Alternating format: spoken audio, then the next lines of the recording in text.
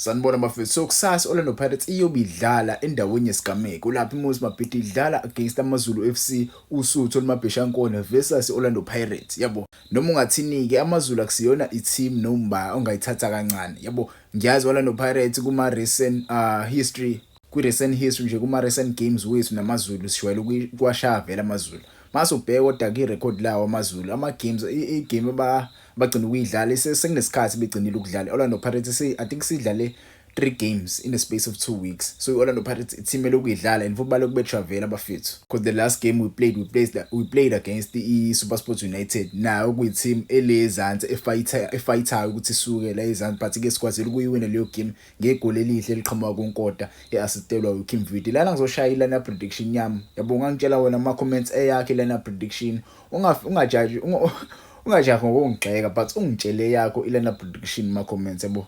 Starting at the back bafethu ngizoqala ngogoalkeeper wami engamqalisa mina mase ngithola uthuba. Nawe ngangitshela ngowakho ugoalkeeper but for me uDladla last game I saw the boy. Ngokwami uDladla angimbona kakhulu. Yes udlale kahle umjida. He did the basics we goalkeeper mfethu. Nothing fancy, nothing too extravagant nje bethu umjida ushaya ama basics. Yabo simbonile ke idlala against SuperSport even though iSuperSport ingamtestanga kakhulu. Yabo ngibone le Africa kick kuphela eShawula K. I didn't see many balls bemtesta ngawo ulomjida lo uDladla. I need to see ukuthi ureacta kanjani uma kuza amabhola. Ngabe uyi short stopper noma ugoalkeeper ovuzayo asazi ke. Njengoba udlala namaZulu I would like to see him again starting igame soyidlala namaZulu. But wena ungangitshela ama comments ungaqalisa ba between uButhelezi uSibo Chain or uDladla. Yabo even there is this guy umusha yabo samthenga eqaleni kwesizini Ethan Versace uyikhaladi ugoalkeeper naye bengajabula ukumbona eqala but ke let's start uDladla iproduct yethu eqhamuka kweDDC. Let's see ukuthi yena ngabe uyi short stopper yini ngabe uyakwazi ukuvimba. Yabo singasithembeli nje ugoalkeeper kanti lo goalkeeper lo akakwazi ukuvimba. Yabo ngangitshela kodwa wena ama comments ngokwakho ugoalkeeper ungamqalisa. Mase kuthi kuma center backs engawaqalisa igame yakusasa uMbukazi benosibisi nothing fancy nothing too much bafethu. Iyona center back pairing le besasebenzela kulesizini. Yabo iyona center back pairing le sisebenzelayo. Sithi kwahamba nje ama center backs wethu elimele. Yabo uNdawo ngenzeka abuye mekusaqala isizini. Yabo kwi pre-season nje sombona uNdawo ejima neteam sombona uNdawo edlala ama games kwi pre-season. Inkinga kaNdawo ethi ngiyakhala ngoNdawo vela limali kulesikhathi simdinga khona ngqo. uNdawo uvela limali la simdinga khona ngqo. Walimala singayiqalisha ukuyiqala iChampions League. Yabo engakaqala ama group stages umjida uvela limali. But ke sakwazi ukuthi sidlale siswaqeda ama group stages singashawanga safika kuma knockout stages asitshe uthi uzoba khona futhi kuma knockout stages.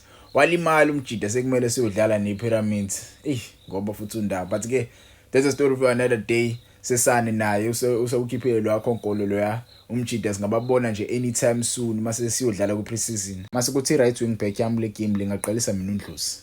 Qalisa uNdlozi bafethu uShandu ngiyazi abe khona kwigame yakusasa. I know some of you guys like uShandu but for me Shandu is not the type of player I like at Orlando Pirates. Yabo you can say whatever you want to say but Shandu for me is not my cup of tea. Mina ayingeke bafethu ayikabi. Mina I'll start uNdlozi bafethu. Mase kuthi ku left wing back I will start with Dion Hot. Bafethu even though umfethu wena unenkinga ezimsurroundile regarding contract yakhe. I hope icontract yakhe iyasolve umjida bafethu. I'm sure senizwile indaba za Dion Hot ukuthiwa ngenzeka ahambe kuLorlando Pirates bekuphela isizini because management ayikazi discuss nayo umjida about icontract yakhe enje. Yabo I'm sure lezo indaba seyixazululiwe.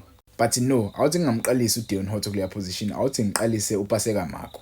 Konke ngicabangayo. Yabo sengibone kahle ngingamqalisa uDion Hot angiqalisa uPaseka Makho kule position le. Yabo because konke ngicabangayo ngale game le ngizoyisho kodwa lento mase ngiyiqedile lineup yami. Yabo mhlambe unga understand ukuthi why ngimqalisile uPaseka Makho. Mase ukuthi lapha ku deep 6 I know Makhehleni Makhawa labafethu yena ojule ukudlala le position right now akekho umjida Raseboja now injured. Let's try and force our number 8 ubani uma uTalente Mbatha ngamdlalisa lapha ku deep 6 mfethu. Deep 6 ngimdlalise khona umjida athi kuyijoyela la position leya. Yabo because mase ubheke team esizodlala nayo vela AmaZulu esiswini akusiyona team leyana creative esiswini. Yabo abekho creative esiswini abana abadlali ongavoucher ngabo ukuthi hayi laba esiswini bangasinikeza inkinga. Yabo ungangitshela kodwa wena ngokwakho ukuthi muphi umdlali ongasinikeza inkinga esiswini lapha kuMaZulu. But for me lo mfana lo uTalente Mbatha angasinikeza that edge mesiya phambili yabo mesiya phambili uTalente Mbatha angayiphusha ngempela i-team yephambili mase kuthi uMbukazi akhuphuke as a center back ayovala isikhala sa Talente Mbatha uTalente Mbatha meke ku position yakhe ephezulu yabo mase kuthi la abadlali abawu3 uSibisi uMndlozi mase kuba uMarco basale emuva babe back 3 yebo balandela bani balandela uMbukazi abe in front of them azovala isikhala sabani uMbatha ngifuna aphushe kakhulu yabo ayipress idefense bapress yebo msi-attacker kodwa mase kuthi abadlali abazodlala phambi kwakhe uTalente Mbatha ngaqalisa bani ngaqalisa uMfukeng benoSelepe I've seen a lot of uSelepe bafethu kulama games esawadlalile uSelepe indlela adlala ngakhona sekumenze waqokwa uHugo Bros ku squad seBafana imagine you are a young boy you only played 2 games and usuthola icollab kwiBafana yabo umjida bethu there's a lot kulomjida lo kuningi sawusinikeza kona in the future of Orlando Pirates. I hope Orlando Pirates iyakwazi ukulutilize italent lakhe abaveli bamchithe nje kanjalo umjida mina ngibona lukhulu kuyena yabo ngibona lukhulu kuyena angabhayisi abukele kuma peers wakhe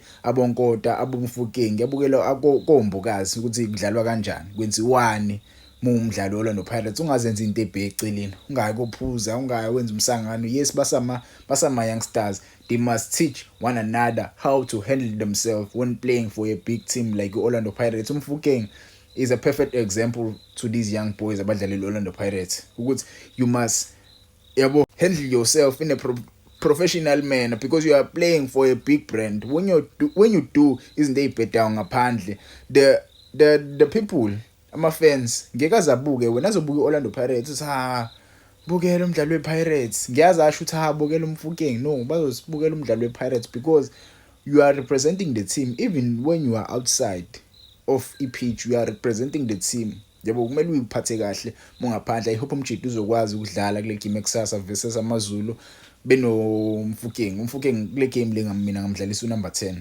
yabo Mfukeng ngamdlalisa number 10 kule game le. I'm sure you've seen ama recent games esesiwadlalile yabo ayikho creativity esinayo lapha esiswini njengoba ingekho creativity why don't we place uDlamini uTito Maswanganye ebenchini just ba place ebenchini na second half sibafake basenzele ushintsho yabo sibafake basenzele ushintsho. The reason why ngimfaka uMfukeng is because ngiyazi akasiye number 10 but he usually plays that role very well when we play against ama team angekho strong center yabo he plays very well when we are playing against ama team angekho strong center so I vouch for this guy to pull out 10 out of 10 performance kusatha yabo mase kuthi ku left wing yami ngaqalisa abaningi ngaqalisa uDion Hot yabo ngintshelile ukuthi uDion Hot ngiyamshintsha kule position ku left wing back ngimfaka lapha ku left winger yabo mase kushintshwa ke ngizomkhipha uPaseka Marco ngembeke ebenchini mase ngiyamdropa uDion Hot adlale kule left back position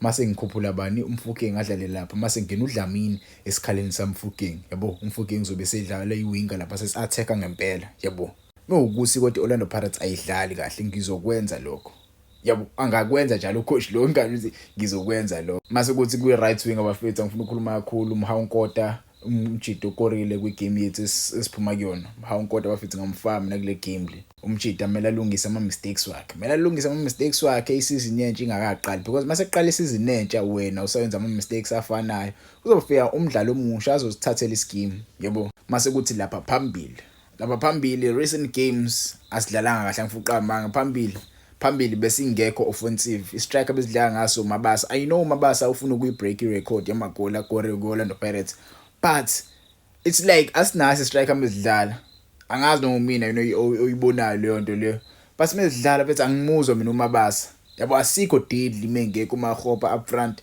yabo I feel like Orlando Pirates iba deadly when we have uMahopa yabo that's where I see Orlando Pirates but ke iyona lineup prediction yami le ungangitshela wona kuma comments ngeyakho lineup prediction yabo 4-3-3 traditional 4-3-3 lebafowethu Mbokazi Sibisi Ndlozi at the right back mase kuthi uMarco at the left back uMbatha uSelepe uMfukeng uNkota uMahopa mase kuba ubani uDion Hot.